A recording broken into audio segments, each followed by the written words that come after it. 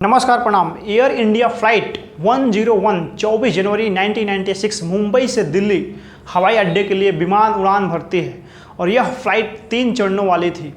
Beirut और Geneva होते हुए लंदन के लिए फ्लाइट उड़ान भरती है। विमान ने बेरूत से उड़ान भरी थी, लेकिन जिनेवा में उतरने से कुछ मिनट पहले दुर्घटनाग्रस्त हो गया। यह विमान विस्फोट हो गया। जहाज पर सवार सभी 117 लोग मारे गए। पीड़ितों में भारत के परमाणु ऊर्जा आयोग के संस्थापक और अध्यक्ष डॉक्टर होमी जहांगीर भाभा भी शामिल थे। क्या यह घटना साजिश के तहत किया गया था? आखिरकार यह दुर्घटना कैसे हुआ, आइए आज के इस वीडियो में जानते हैं। एयर इंडिया की उड़ान 101 बॉम्बे से लंदन के लिए एक निर्धारित उड़ान थी और दुर्घटना के दिन बोइंग 707 VT-DMN और नाम कंचनजंगा। पायलट इन कमांड 18 साल के अनुभवी कैप्टन जो TD सुज्जा थे।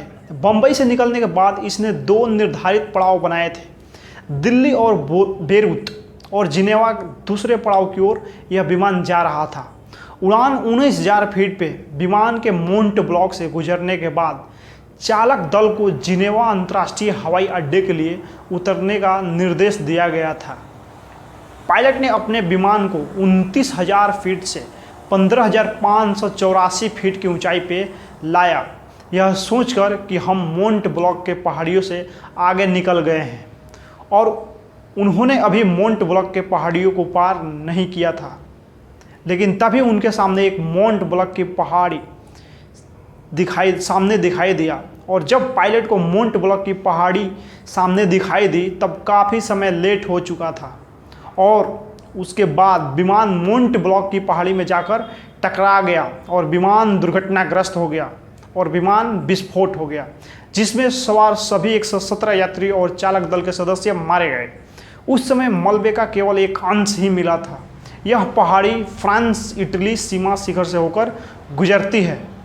1966 की एयर इंडिया दुर्घटना रहस्य में डूबी हुई है, न केवल इसलिए कि ग्लोबल वार्मिंग ने इसकी कहानी को टुकड़े टुकड़े करके बताना जारी रखा है, बल्कि इसलिए भी कि 1950 में एयर इंडिया की उड़ान 245 एक लॉकडीह तारामंडल, जिसे मालाबार प्रिंसेस कहा जाता है, ठीक उसी स्थान पे दुर्घटनाग्रस्त हो गई थी, मोंट ब्लॉक पे, वही स्थान जिसमें सवार सभी 48 लोग मारे गए। 1956 में एवड दिमिक चित्र द्वारा बनाई गई और स्पेंसर ट्रेसी अभिनीत द माउंटेन नामक फिल्म 1950 की दुर्घटना से प्रेरित थी। मोंट ब्लॉक दुनिया में 11वां सबसे प्रमुख पर्वत शिखर है, और यह माउंटेन एल्ब्रस यूरोप में दूसरे सबसे प्रमुख पर्वत है। यह फ्रांसीसी इतालवी सीमा समुद्र तल से ऊपर के बाहर यूरोप का सबसे ऊंचा पर्वत 15,766 फीट की ऊंचाई पर है। कहानी की साजिश सिर्फ विमान विशेषज्ञों और उत्साही लोगों तक ही सीमित नहीं है। यह राजनीतिक, कूटनीतिक और कुछ मामलों में लोकप्रिय संस्कृति साजिश का मामला बन गई है, क्योंकि 1966 की उड़ान में यात्रियों में से एक परमाणु भौतिक विज्ञानी और पिता होमी जहांगीर भाभा थे। भारत के परमाणु कार्यक्रम के अनुसार यह दुर्घटना भारत के लिए एक रणनीतिकार संपत्ति के नुकसान के समान थी। अब पिछले कुछ वर्षों में भाभा द्वारा ले जाए जा रहे कुछ राजनयिक केवल पाए गए हैं, और जो वर्गीकृत जानकारी होती उसे सार्वजनिक कर दिया गया है।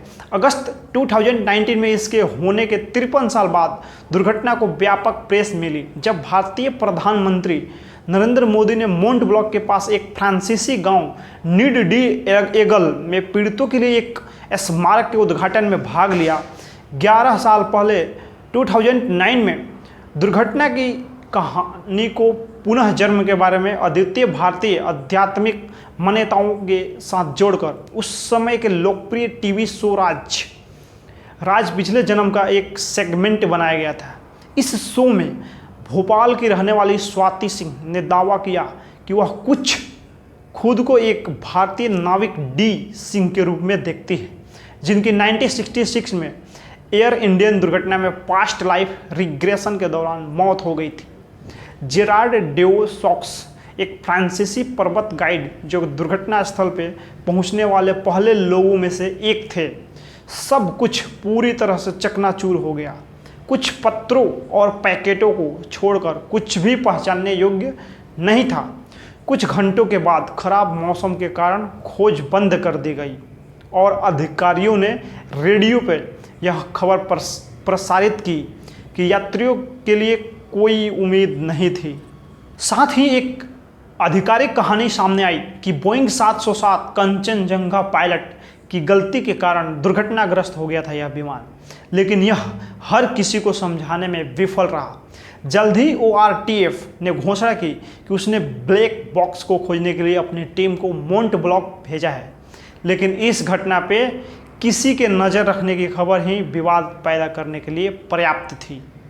फ्रांस के तत्कालीन आंतरिक मंत्री ने ORTF के प्रमुख को फ़ोन किया और उनसे तुरंत अपनी टीम को वापस बुलाने को कहा, लेकिन अधिकारियों द्वारा जांच शुरू करने में बहुत देर हो चुकी थी और समय के साथ उनकी कहानी का संस्करण भी बदल गया था। प्रारंभ में रोस ने इस विचार का प्रचार किया कि 1966 की उड़ान को एक मिसाइल द्वारा मार गिराया गया था, लेकिन अब वह 50 साल से भी पहले ORTF टीम द्वारा दिए गए सिद्धांत को स्वीकार करते हैं कि एयर इंडिया की उड़ान एक अन्य विमान अर्थात एक F-104 G star fighter jet से टकराने के बाद दुर्घटनाग्रस्त हो गई थी। रोस के अनुसार 1960 के दशक में इटालियंस मोंट ब्लैक में फ्रांसीसी सैन्य प्रतिष्ठानों की जासूसी करने के लिए स्टार फाइटर्स का उपयोग करते थे। रोस ने कहा यह पता लगाने से बचने के लिए अपने ट्रांसपोंडर को काट देगा, लेकिन इसका मतलब यह होगा कि यह उस विमान के लिए अदृश्य होगा जिसके साथ यह टकराया था। मामले को रफा दफा कर दिया गया। दुर्घटना के षड्यंत्रकारियों को उसके संग्रह में एक वस्तु विशेष के रूप में महत्वपूर्ण लगती है। रोसे और उनके समर्थकों के लिए यह बात इस बात के पक्के सबूत के रूप में काम करती है कि बोइंग की घातक समस्या मौसम की स्थिति के कारण नहीं थी, बल्कि यह एक अमेरिकी निर्मित F-104 G स्टार फाइटर से टकरा गई थी। इस साजिश सिद्धांत का एक विस्तार भी है जो बताता है कि एयर इंडिया 101 दुर्घटना और होमी भाभा की मौत के पीछे US central intelligence agency CIA हो सकती है। इस सिद्धांत को 2008 में लोकप्रियता मिली। यह सिद्धांत बताता है कि भाभा को बाहर निकालने और भारत के परमाणु कार्यक्रम को नष्ट करने के लिए CIA ने 1966 में एयर इंडिया की लड़ाई को विफल कर दिया होगा। पुस्तक में CIA अधिकारी ने भाभा और कथित घटना का उल्लेख करते हुए यह कहा है कि वह खतरनाक था। मेरा विश्वास करो, उनके साथ एक ऐसा दुर्भाग्यपूर्ण दुर्घटना हुई। वह और अधिक परेशानी पैदा करने के लिए वियना के लिए उड़ान भर रहा था जब उसके बोइंग 707 में कार्गो होल्ड में एक बम विस्फोट हुआ था। 2017 में मोंट ब्लॉक के एयर इंडिया की एक उड़ान से कुछ मानव अवशेष पाए गए थे। रोज के अनुसार यह महत्वपूर्ण था क्योंकि इससे पहले कोई मानव अवशेष नहीं मिला हुआ था। मोंट ब्लॉक की कई खोजें पैसा कमाने के लिए बेच दी गई है। यहाँ तक कि रोस ने भी दोनों विमानों के कुछ मलबे को बेचने के बाद स्वीकार की है, लेकिन मोंट ब्लॉक पे सभी खोजों में से सबसे बड़ी और सबसे दिलचस्प कुछ राजनयिक केबल है जिन्हें भाभा द्वारा ले जाया जा रहा था। बोस्टन विश्वविद्यालय और विल्सन सेंटर की जयिता सरकार इन दस्तावेजों की समीक्षा करने के लिए रे के साथ बैठी। हालांकि मोंट ब्लॉक की सभी खोजें उतनी मूल्यवान नहीं हैं। उनमें से कई को स्थानीय निवासियों और यहाँ तक कि कैफ़े रेस्तरां मालिकों ने भी उठाया है, जिन्होंने उन्हें सजावट के हिस्से के रूप में प्रदर्शित किया है। इनमें से कई कैफ़े अब एयर इंडिया थीम पे आधारित है। तो आप लोग अपना प्रतिक्रिया दीजिए इस वीडियो में। बाकी हम मिलते हैं अगला वीडियो में, तब तक के लिए धन्यवाद।